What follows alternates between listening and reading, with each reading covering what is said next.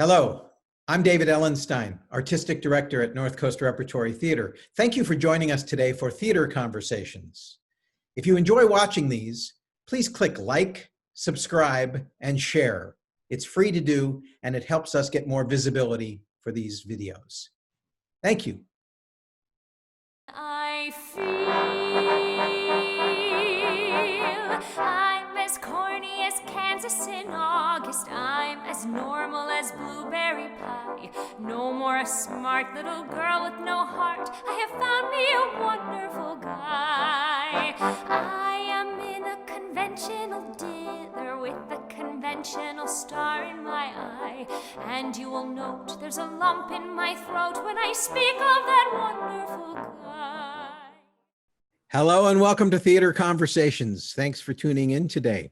You were just listening to a little tease of some singing by our guest today, Sharon Rietkerk, and some music that was actually arranged, and all of the instruments were played by her husband, Tim Higgins, who is principal trombonist with the San Francisco Symphony.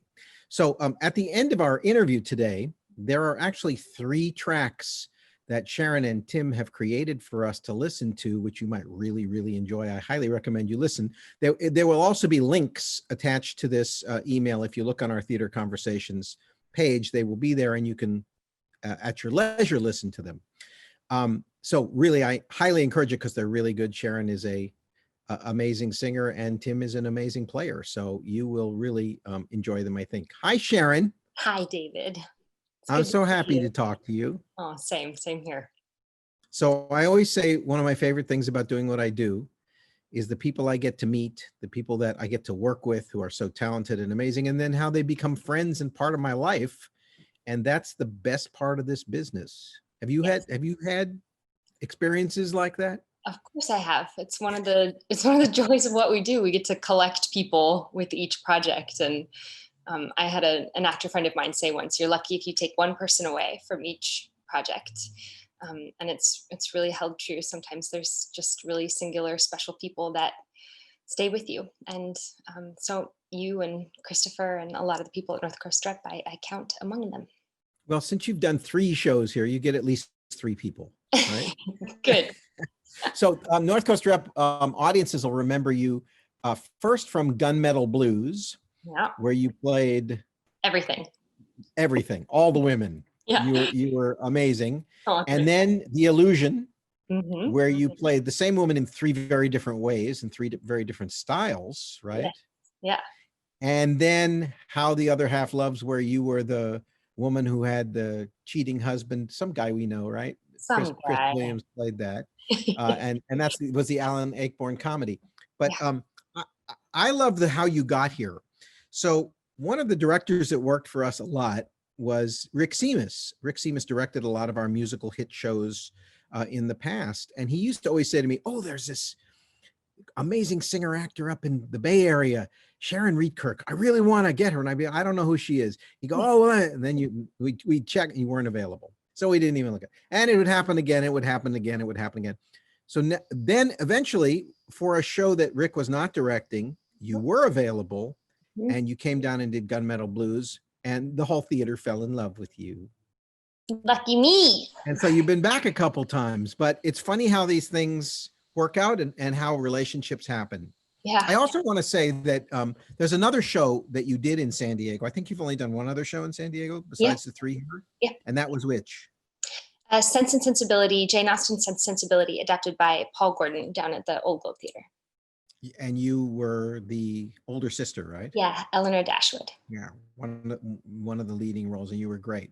Thank you. I like to say about Sharon, I love listening to you sing because I never worry about a note.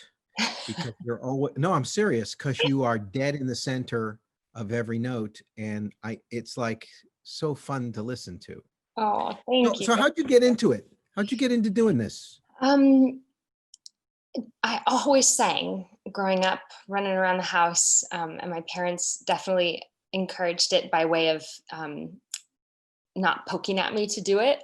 They would just let me run around and sing to my heart's desire, just for myself and the on the walls. And then my mother's best friend growing up said, either you get that girl in singing lessons, or I'm going to do it and take half of everything she makes for the rest of her life.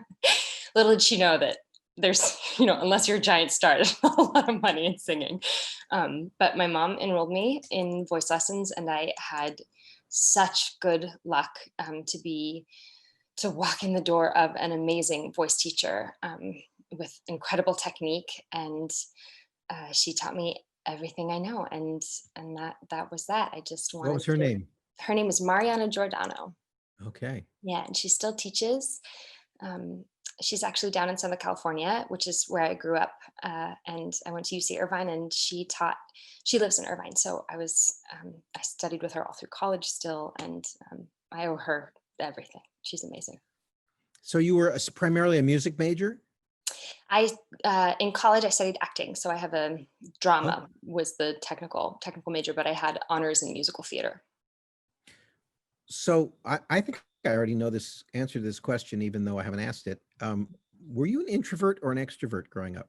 An introvert with How did I know extroverted that? tendencies. How did you know that? Because you have to save me at every opening night party, because I just stand in a corner until you say, meet Sharon. And then once I'm with you one-on-one, I'm totally fine. But walking into a crowd of people is like, every first rehearsal, I'm like, oh God, I don't know these people. Am I going to be okay? Are they going to find me out this time? Yeah, they'll know I'm a fake. Yeah, we all have that a little bit. We all have that a little bit. I think it keeps us honest to some extent, I think you're right. Yeah. So you went to Irvine, and then how did your career proceed?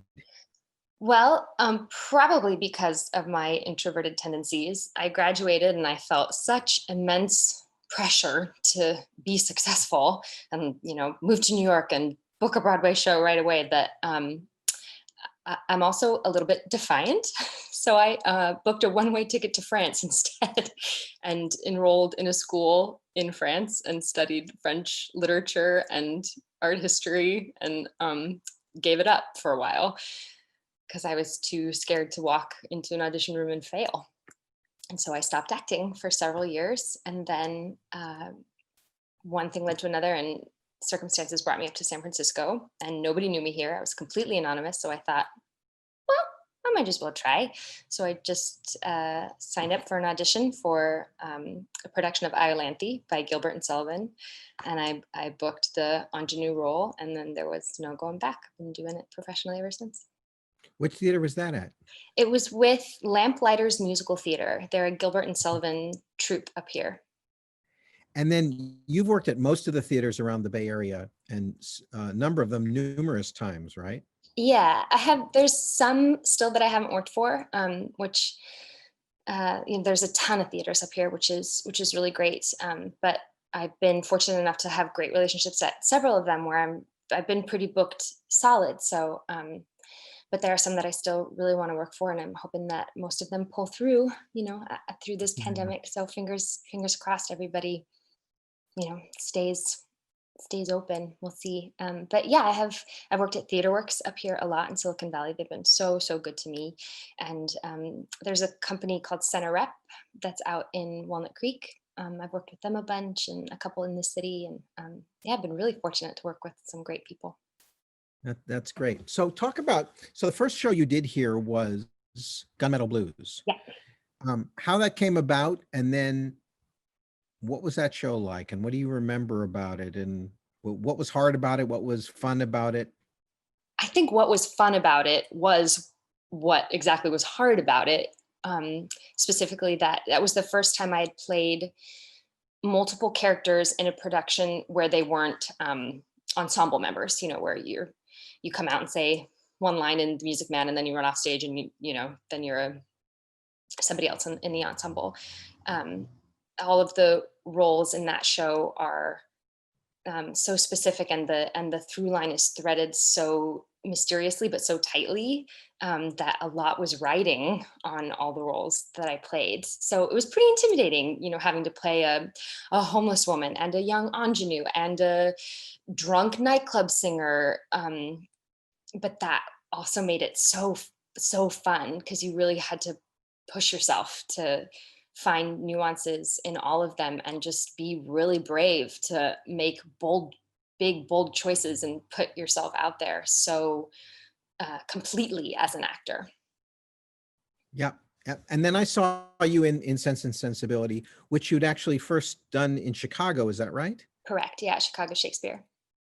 And we have a funny connection there too, because as you said, it was Paul Gordon's show, and Yeah. you might remember Yeah. You guys have my known each other. my Yeah. sister was Paul Gordon's first girlfriend It's a for like small, 3 or small 4 world. years. Yeah. Way, Crazy. that was in the 1830s, I think. I think Yeah, I pretty think that soon was after right. Jane finished Sense and Sensibility is when That was that right. They knew Jane back then. yeah. Yeah. So you did that, and then you came back here, and the next thing you did was The Illusion, Illusion. completely different.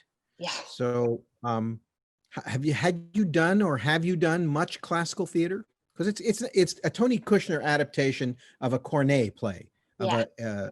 a 17th century 18th century play, Right. right? Right. So had you done much in the way of like more classical stuff? Not since college, really. I did another adaptation of Cyrano de Bergerac. I played, oh my God, what is her name? Roxanne? Roxanne. Oh, her. Oh, her. You know, what do you call? What do you call? Oh my gosh. That's embarrassing. Roxanne. There's been a lot of ladies I played, okay? And then strangely enough, I did The Illusion and The Liar, 2 Corneille plays back to back. So, and the adaptations are wildly different. So that was really fun. But yeah, other than, I mean, Jane Austen isn't really classical, you know, so, but I've done almost every Jane Austen under the book. So it was really fun to get back to like acting roots, you know what I mean? Even though the adaptation was singular in its own way and felt somewhat modern, not as modern as The Liar, but yeah. Is that the David Ives Liar? Yeah. Yeah. Where did you do that? At Center Rep in Walnut Oh, Creek. Yeah. and that was pretty Really fun, I fun. bet. Oh, Yeah. so fun. Yeah. Yeah. And then how about doing the Acorn? You did How the Other Half Loves Here. What were the challenges in that one? Acorn is impossible to memorize. His language is so bitty. It's interrupted thoughts. And with this particular play, 2 different scenes are happening simultaneously. And so you are living in your own world on stage, and then you have to just sort of pause your speech even though life is still happening on stage, and then someone else is having a scene 2 feet away from you, but they're not in your world. And so there's the trajectory keeps getting interrupted, and it's so difficult to memorize. All of the actors were like, oh, we weren't expecting this. So we really had to like dig down. And it's the one time I've gone up on stage, sweet Christopher, during our invited dress. So it was, you know, friends of the theater and staff members and some special donors got to come to our final dress rehearsal before opening night. And Chris and I are standing on stage, and he said his line, and I had nothing. And Chris like started playing with his tie. We both were like, oh my God, somebody save us. So that was a big eye opener, that like, man, you really have to be focused and on your toes and just don't let your guard down for a second with Acorn, because it will slip right through your fingers. Precise stuff. Yes. Yeah. So But do you have so fun. do you have bucket list parts that you haven't done yet that you want to do? Yeah, I want to play Brooke Vicky in Noises Off, and somebody do it and hire me now, because I'm getting too old for it. I would love to play that role. I would love to play Dot in Sunday in the Park with George. I would love to play that part. Oh man, there's so much good stuff out there, and I'm just now like moving out of you know, young musical theater onto new stuff, and like getting into some good straight roles, which is really fun. Didn't you get to do Mary Stewart recently? I did Mary Stewart, yes, with David Davis Shakespeare, and that was awesome. I did it with a great actress from up here who played Queen Elizabeth, and um, it was so fun to watch her work and get to. What was her name? Her name is Jamie. She works a lot at in Sacramento. She works a lot in Sacramento. There's a couple theaters up there. She's a member of one, the B Street Theater, and she's great. It was wonderful. Oh, that's great. Yeah. That's great. Okay, so you're talking about moving out of just being an ingenue. And speaking of that, you've had an event in the last year. Yeah. So you want to talk about that event and how you see it impacting you as a performer in your career and all that? I had a baby boy 10 months ago. Who is really, really cute. And I don't say that He's because I really don't cute. usually find babies that cute, but he's really cute. Some babies look like wrinkly old men. Let's be honest. And he went through, the teeny tiny wrinkly old man phase, but he's a handful and a sweetheart, and I'm completely enamored and obsessed with him. And it does change you in a really deep, unexpected, complete way, which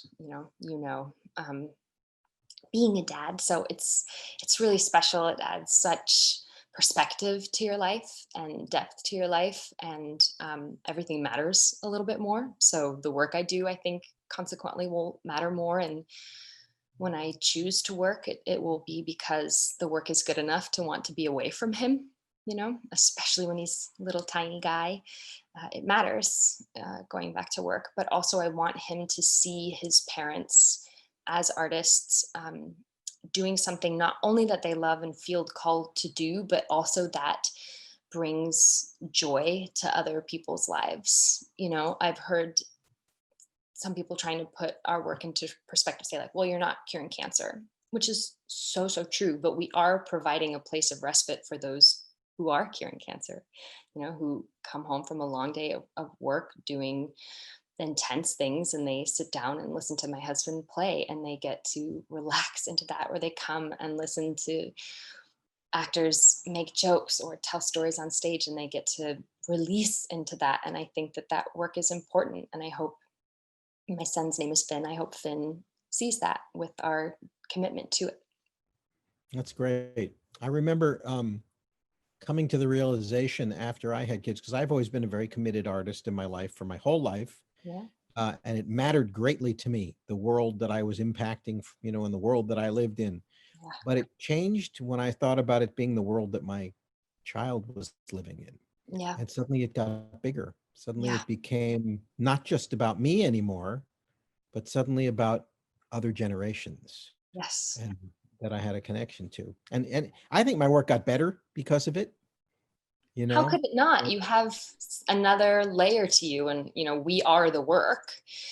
And you can only be as good as what you bring. And if you have more love, more at stake, more fears, more inspiration, that's only going to deepen your work. Not to say those that don't have children, aren't great artists. That's definitely not what I'm saying, and not the point. But those are experiences in my life that I can bring. So, as we're going to come out of this pandemic, please, soon, quick. Yes. How do you see us coming back? I mean, it's not going to happen all at once, I don't think. Yeah. What do you think? What do you think about what's coming? Gosh, my husband and I talk about this all the time because it matters to us in a major way. It's how we put a roof over our heads and our kids' head. And I think that we've learned that what we do does matter, and people miss it. People want to be there. And I think that when we're allowed to, there will be a rush, a flood, hopefully, back, people who've missed it. And I understand that there will likely also be some caution, and I get that. But I do think that coming into a room with other people and being a part of the same emotional waves at the same time is such a unique and human experience that it's never gone away. We've come through the Spanish flu, we've come through the plague, and after the plague, there was the Renaissance. People need art and culture in their life, whether they create it or consume it or watch it go by casually and don't realize how it's impacted them until 10 minutes or 10 years later. It's in the fabric of humanity, and I can't wait to get back to doing it. And I applaud theaters for trying new things and keeping in contact with artists through things like this conversation and taped recordings and concerts. And Tim and I loved recording those songs because we got to sing, and we got to sing together, him through his instrument and me with my voice. And I hope it makes everybody watching smile. I just want you to feel good for the 6 to 9 minutes you spend listening to us do something that we really love doing.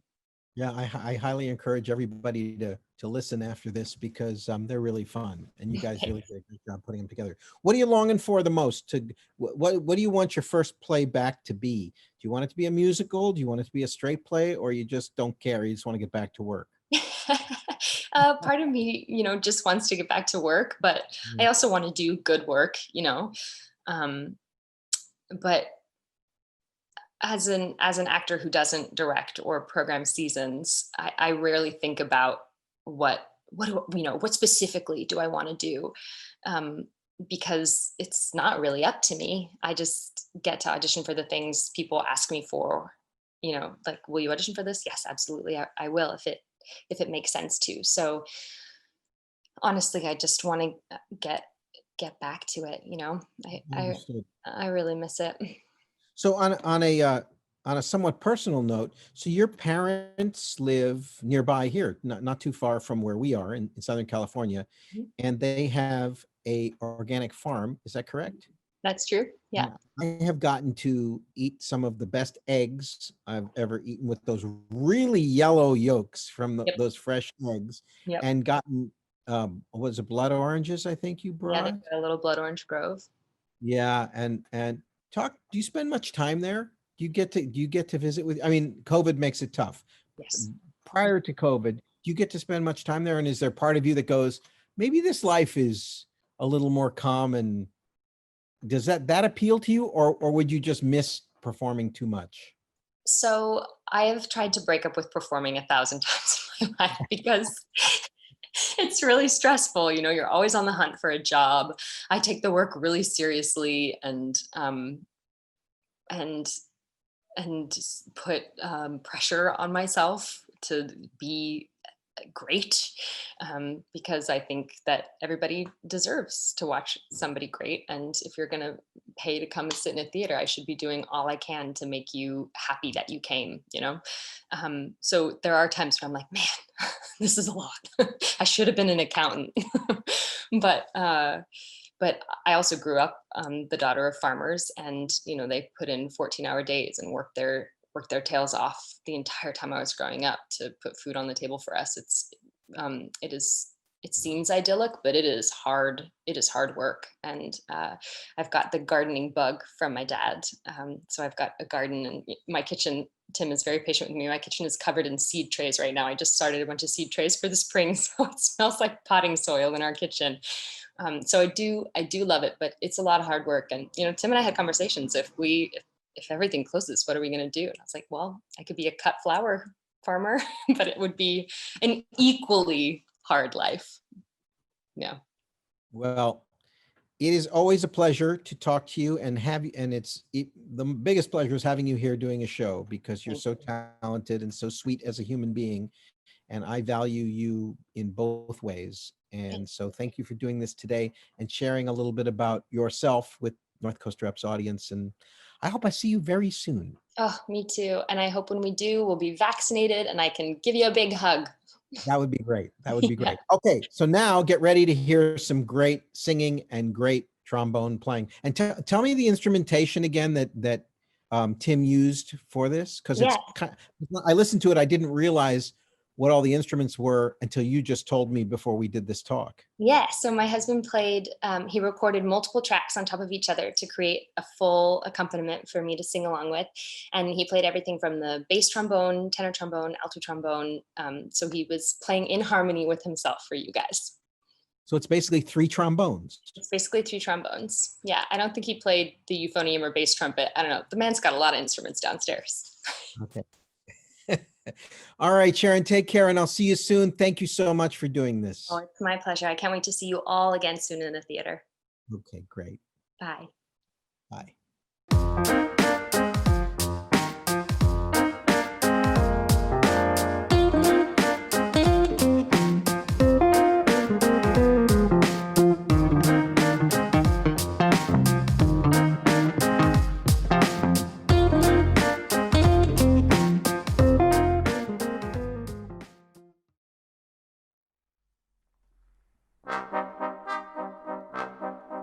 I expect every one of my crowd to make fun of my proud protestations of faith in romance.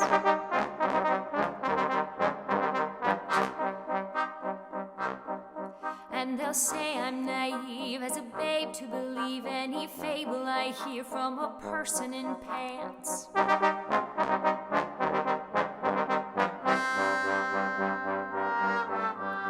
Fearlessly I'll face them and argue their doubts away. Loudly I'll sing about flowers and spring. Flatly I'll stand on my little flat feet and say, love is a grand and a beautiful thing.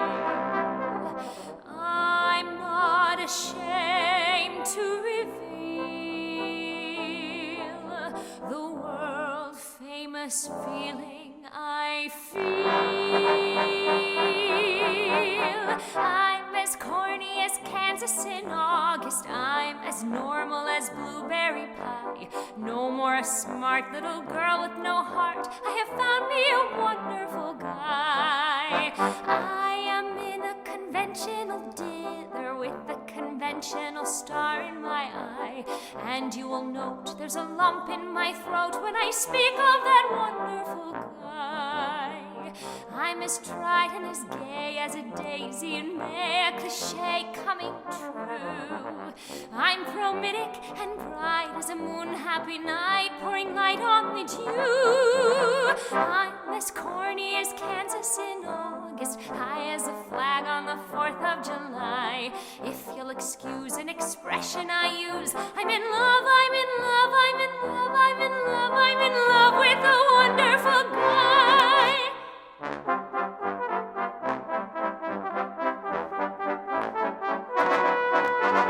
I'm as corny as Kansas in August, high as a flag on the 4th of July. If you'll excuse an expression I use, I'm in love, I'm in love, I'm in love, I'm in love, I'm in love, I'm in love, I'm in love, I'm in love, I'm in love, I'm in love, I'm in love, I'm in love, I'm in love, I'm in love, I'm in love, I'm in love, I'm in love with a wonderful guy.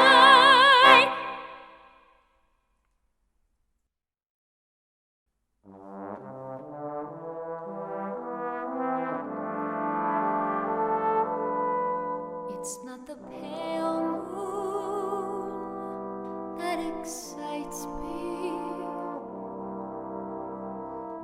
that thrills and delights me.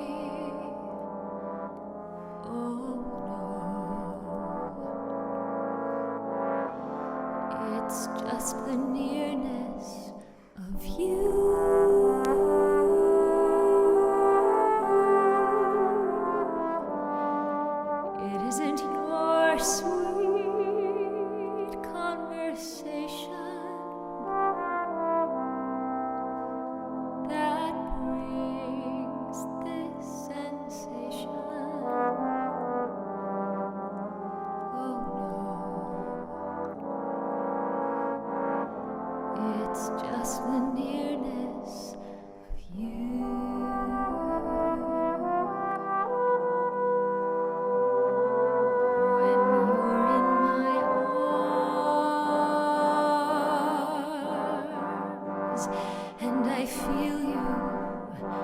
so close to me.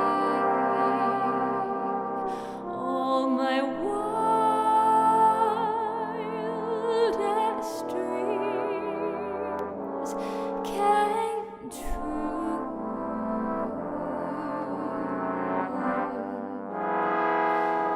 I need no soft lights to enchant me.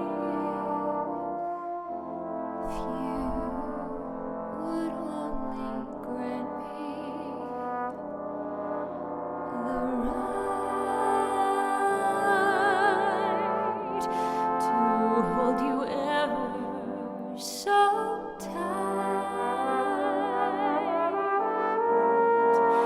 and to feel in the night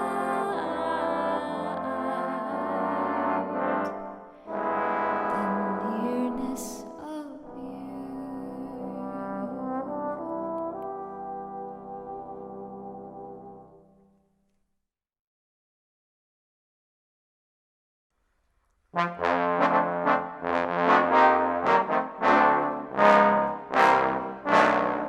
I won't dance, don't ask me. I won't dance, don't ask me. I won't dance, monsieur, with you. My heart won't let my feet do things they should do. You know what? You're lovely. You know what? So lovely. But oh, what you do to me. I'm like an ocean wave that's dumped on the shore. I feel so absolutely stumped on the floor. When you dance, you're charming and you're gentle, especially when you do the continental.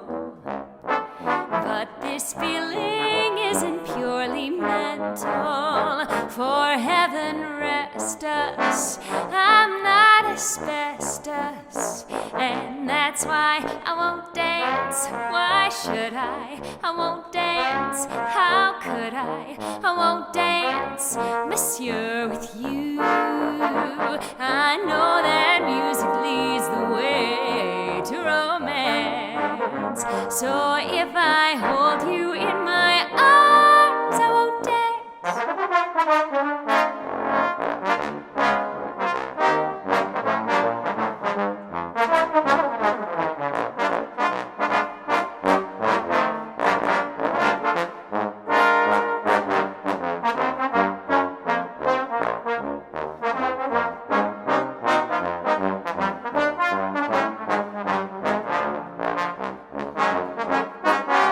When you dance, you're charming and you're gentle, especially when you do the continental. But this feeling isn't purely mental. For heaven rest us, I'm not asbestos, and that's why I won't dance. Why should I won't dance. How could I won't dance. Merci beaucoup. I know that music leads the way to romance. So if I hold